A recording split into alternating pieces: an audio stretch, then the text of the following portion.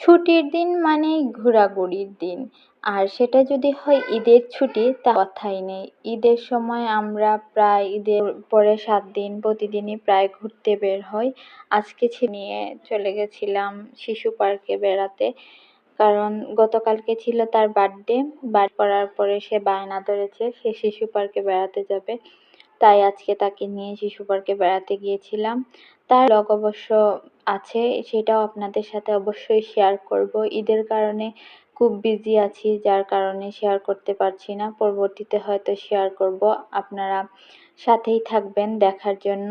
Hello, কেমন আছেন সবাই? আশা করি সবাই ভালো আছেন। সবার ঈদ আনন্দে কাটছে। এই তো আমরা শিশু পার্কে যাওয়ার পরে সে অবশ্য অনেক ছোট, তাই ভয় পাচ্ছিল রাইডগুলাতে উঠতে, তাই চাচ্ছিল না ওইগুলাতে উঠবে। তারপরেও যেগুলাতে উঠানো যায় তো কয়েকটাতে তাকে উঠিয়েছিলাম, আর বাকিগুলা সব সে দেখছিল।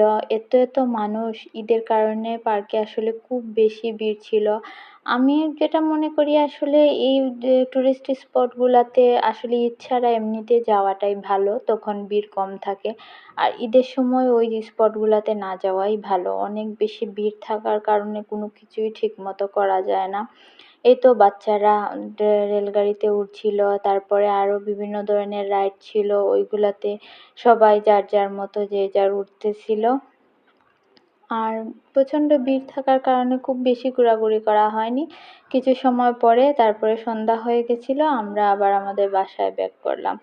আর ঈদের কারণে আমাদের রোডটা অনেক সুন্দর করে সাজানো হয়েছিল, দেখতে অনেক সুন্দর লাগছিল।